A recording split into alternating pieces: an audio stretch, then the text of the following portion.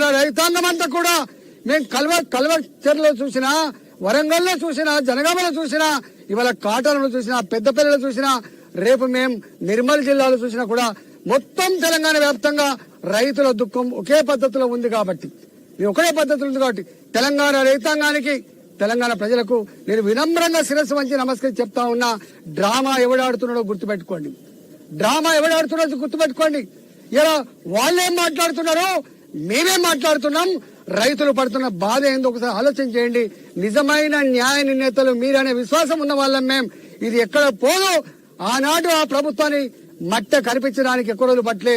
ఈ ప్రభుత్వానికి కూడా శాసించలేం కావచ్చు కాక, శపించలేం కావచ్చు కాక, కానీ ఓటు వేసి బొంద పెట్టగలిగే శక్తి మా రైతులకు ఉందనే విషయం మర్చిపోద్దని చెప్పి ఈ ప్రభుత్వాన్ని హెచ్చరిస్తూ ఇవాళ తక్షణమే బ్రోకర్ల పద్ధతి బంద్ పెట్టు.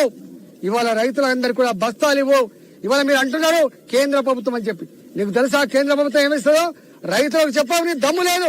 ఇవాళ బస్తాలు ఇచ్చేది కేంద్ర ప్రభుత్వం, బస్తాల పైసలు ఇచ్చేది కేంద్ర ప్రభుత్వం, సుతులకి డబ్బులు ఇచ్చేది కేంద్ర ప్రభుత్వం, దబ్బడానికి పైసలు ఇచ్చేది కేంద్ర ప్రభుత్వం, కాండ పెడితే పైసలు ఇచ్చేది కేంద్ర ప్రభుత్వం, ఇవాళ హమాలీలకు పైసలు ఇచ్చేది కేంద్ర ప్రభుత్వం, ఇక్కడ నుంచి మిల్లుకు పంపిస్తే ట్రాన్స్పోర్ట్ ఛార్జెస్ ఇచ్చేది కేంద్ర ప్రభుత్వం, మిల్లింగ్ ఛార్జెస్ ఇచ్చేది కేంద్ర ప్రభుత్వం, ఆ బియ్యం తీసుకుపోయి ఇలా గోడౌన్లు వేస్తే పైసలు ఇచ్చేది కేంద్ర ప్రభుత్వం, ఆ బియ్యాన్ని రూపాయికే పేద ప్రజానికానికి అందించేది కేంద్ర ప్రభుత్వాన్ని విషయం మర్చిపోకు బాబు.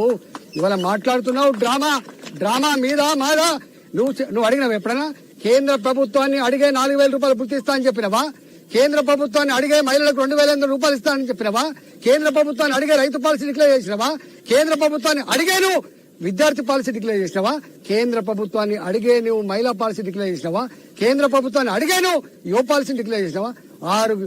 ఆరు రకాల ఇలా గ్యారంటీలు ఇచ్చి 6 గ్యారంటీలు ఇచ్చి 66 హామీలు ఇచ్చి 400 రకాల పనులు ఇచ్చి ఇవాళ మోసం చేస్తున్న ప్రభుత్వం.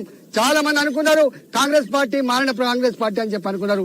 కానీ మళ్ళీ 5 ఏళ్ల తర్వాత అనిపిస్తుంది ఏ మంత్రులు కూడా పైరవులలో నిమగ్నమైనారు. సుమా వాళ్ళంతా హైదరాబాద్ ఎక్కడ భూములున్నాయో, ఎక్కడ కొల్లగొట్టానో, ఎట్లా డబ్బులు సంపాదించుకోవాలో, దీపం ఉన్నప్పుడే మళ్ళీ చదువుకోవాలనో గా పాలసీలో ఉన్నారు.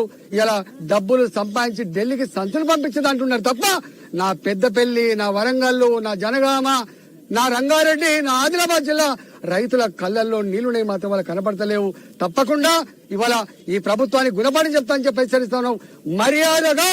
మర్యాదగా ఇవాళ ఇక్కడ ఏ సమస్యలు అయితే ఉన్నాయో ఆ సమస్యలు పరిష్కరించి నెత్తిమీద కాలం వచ్చింది కాబట్టి మళ్ళీ వర్షాలలో తడిచి ఇలా వాసన రాకుండా ఉండాలంటే, మొలకలు ఉండాలంటే, రంగు మారక ముందే వాళ్ళు పండించిన రక్తాన్ని చెమటగా మార్చి దేశ ప్రజల కోసం బుక్కడు బువ్వ పెట్టే రైతుల పంటను వెంటనే ఎత్తాలని చెప్పి మేము డిమాండ్ చేయడానికి వచ్చినాం. కాబట్టి తక్షణమే చేస్తారని చెప్పి ఆశిస్తున్నాం.